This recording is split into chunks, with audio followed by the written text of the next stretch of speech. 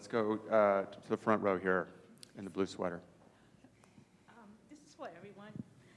The movie touches on so many different topics. Is there any, whether it's secrets or substance abuse, is there any one particular topic that touched you very, emotionally?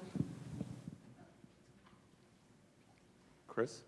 Yeah, I had to particularly zero in on this idea of unconditional love for your child when people don't see that child as whole, So that was something that was really visceral and something to, life experience that you can bring, to your work. That was a big one. Anybody else? Make Margot talk. Margot, Margot, she's never been this quiet in the history of the world. Shut up usually. It's very early for me.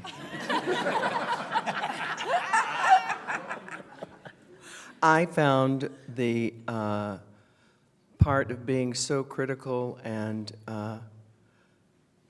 painfully brutal to my son the hardest, and it also, I could see a little bit of that in myself, and it made me feel ashamed. So I think that was the hardest part for me, is how incredibly cruel I was. And my dear sister wasn't cruel at all, was she? For me, one of the most upsetting scenes we shot very early on, and it was with Sam Shepard, who's a person, a writer I really have always admired him as an actor. And to look at him close up and see his loathing of me, that was really hard, because you get old, you look old, you're old, and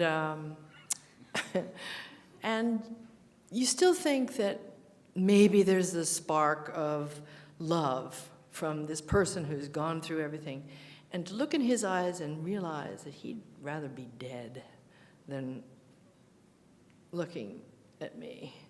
Ooh, that was brutal.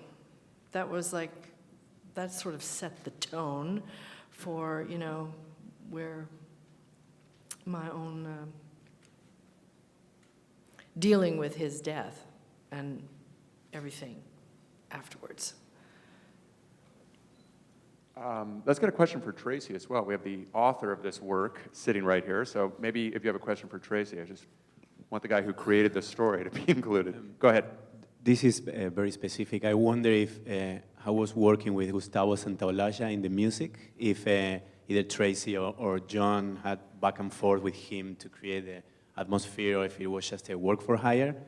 And also I wonder if anybody could also comment about how did you manage to be so serious during the scene that Chris is blessing the food? Well, I can speak to Gustavo, who is our wonderful composer. Gustavo came in, we had finished the film, roughly finished the film, and he came in and saw it and was very moved by it. He doesn't work often because of that. He has a very busy touring schedule as a musician.